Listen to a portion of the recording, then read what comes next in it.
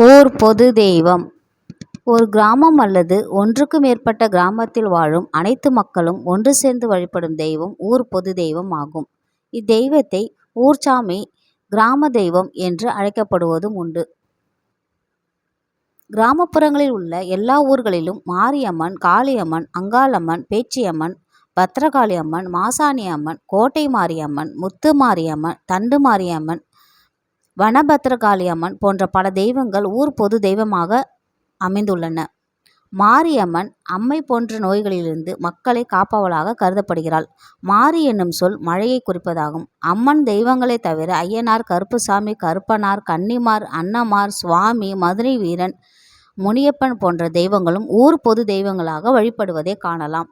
ஊர் பொது தெய்வ வழிபாடு. பெரும்பாலான கோயில்களில் அம்மன் தெய்வங்களே பல்வேறு பெயர்களில் ஊர் பொது தெய்வமாக வழிபடுகின்றன.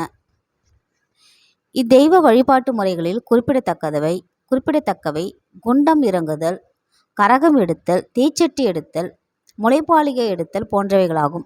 இவ்வழிபாட்டின் தொடக்கமாக அமையும் நோன்பு சாட்டுதல், கம்பம் போடுதல், அம்மன் அழைப்பு ஆகியவை விழாவின் தொடக்கத்தை குறிக்கும். நோன்பு சாட்டுதல் என்பது விழாவினை பறையடித்து அறிவிப்பதாகும். கம்பம் போடுதல் என்பது விழா தொடக்கத்தை குறிப்பதாகும். கோயில் முன் முக்கோண வடிவமுள்ள கம்பம் நடப்படுகிறது. கம்பத்தின் மீது பூவோடு வைக்கப்படுகிறது. இக்கம்பம் பெண் தெய்வத்தின் கணவனாக கருதப்படுகிறது. இக்கம்பத்தை அக்னி கம்பம், பூவோட்டு கம்பம் என்று அழைக்கின்றனர். இக்கம்பம் பால் மரத்தால் ஆனது. கம்பம் வெட்டுதல் தொடங்கி விழா முடியும் வரை ஊரிலுள்ள அனைவரும் விழாவின் ஒவ்வொரு நிகழ்ச்சியிலும் பங்கு பெறுகின்றனர்.